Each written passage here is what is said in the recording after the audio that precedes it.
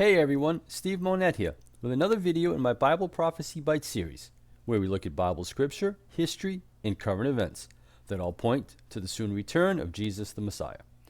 Okay, so first off, to all the people that subscribe to this channel and view my videos on a regular basis, I want to say I'm sorry for being away for so long.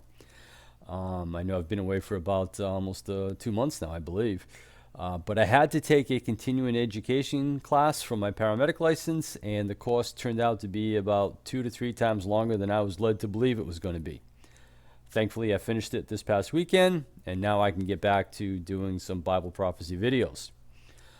So, today I want to talk about the current Israeli-Hamas war situation and how it fits into Bible prophecy.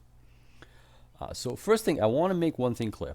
And I've been seeing some other people make videos on this very subject, and it's not right. This war that we're seeing with Israel and Hamas right now, it's not the Psalm 83 war.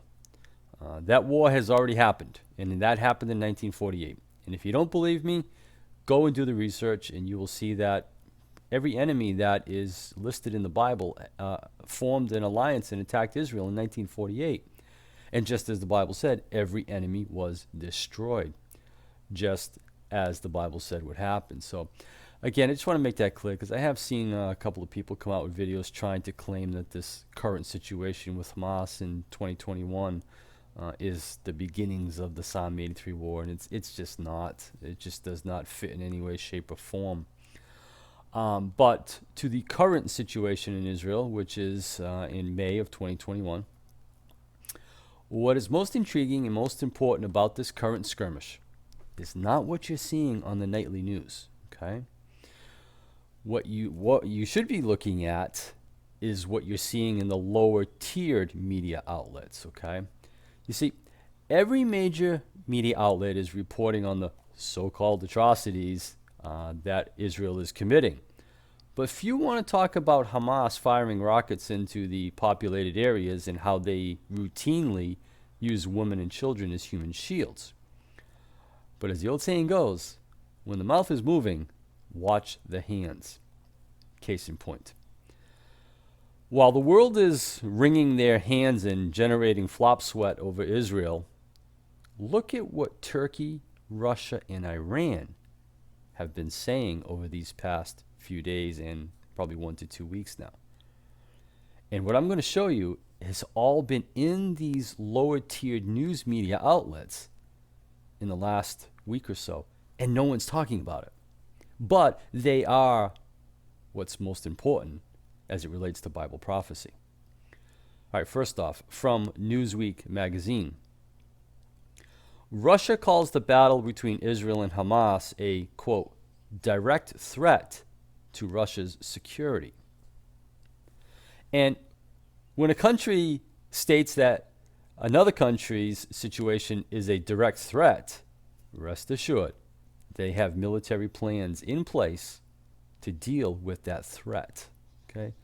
So this is really interesting how Russia's, I don't want to use the word allegiance, but Russia is now beginning to turn against Israel, whereas they've been tolerating them previously over the past few years. Now that does seem to be changing a little bit, okay? And just as the Bible told us would happen, okay? So that's interesting. All right, next. We have Turkey's President Erdogan telling Israel that Israel needs to be taught a, quote, deterrent lesson.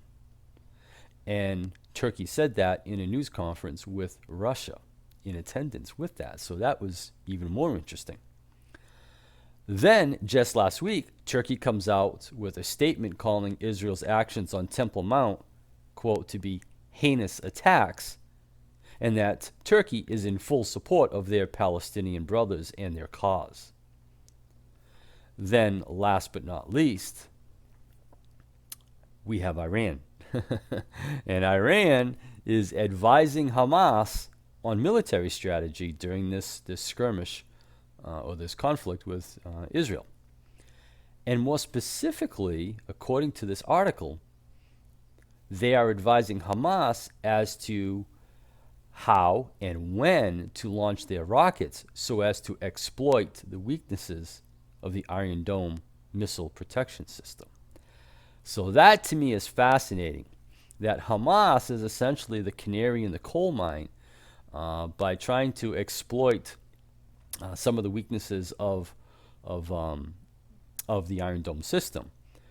And that's most interesting to me is because Iran is directly affiliated with Hezbollah, which is to the north of Israel, and Hezbollah has over 150,000 rockets ready to be shot at Israel at a moment's notice. So this is really interesting. I think Hamas is almost a prototype, if you will, of Iran's battle plan. And again, it's just fascinating to me to see this all coming together. So let me sum up these 3 news articles here for you. While nobody else in the mainstream media is talking about this, I want to sum up these 3 articles that nobody else is talking about.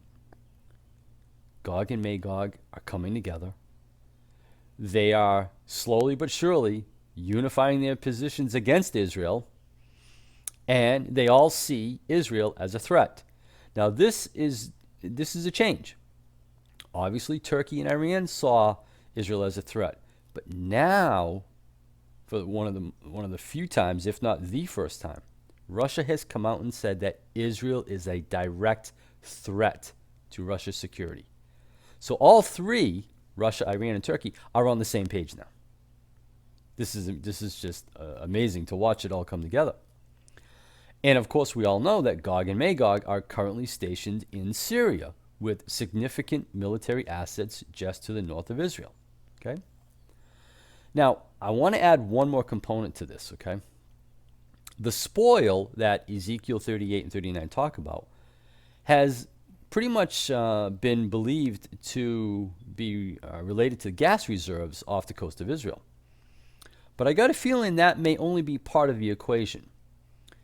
The spoil, yes, may very well be the gas reserves, but it may also include the Temple Mount as well. And why do I say that?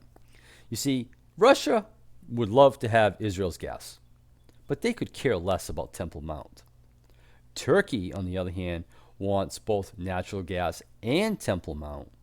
And Iran wants the Temple Mount, but they also want Israel destroyed at any and all costs. So what is interesting about this is that Saudi Arabia, UAE, and other participants of the Abraham Accords, they don't care about Temple Mount. And we know this by a press release that was just put out a few months ago. And here it is. And this press release states that Temple Mount is not important to Islam. And this press release fits perfectly into Bible prophecy from Ezekiel 38 and 39 that states that Sheba and Dedan will stand by and say, "Have you come to take a spoil?" In other words, they're going to take a neutral position because they don't care. You see, Saudi Arabia or Sheba and Dedan will fulfill that very prophecy because they don't care about Temple Mount. They have already, I shouldn't say already, they have just told the world that they don't care. And the Bible told us this would happen. So there you have it. What more can I say? Gog and Magog are unifying their military positions against Israel, and they're working together to strengthen that unification. Sheba and Dedan have told the world they don't care about the spoil that Turkey and Iran wants to take. Brothers and sisters, we are at the cusp of the day of the Lord being unleashed on this world. And we know this because Ezekiel 38 tells us that when Gog and Magog attack Israel, then God's wrath comes down to earth. Then it is game over. It's that simple. And I find this very intriguing that all of this is happening when Pentecost is coming up in mid to late June of 2021.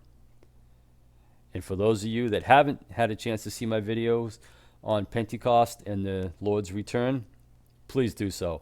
There's a tremendous amount of biblical evidence that supports a Pentecostal return, okay? I'm not going to go through it in this video right now because it's just beyond the scope of where we're talking about today, okay? So in the meantime, until next video, keep looking up, for our redemption draws near. Thanks for watching.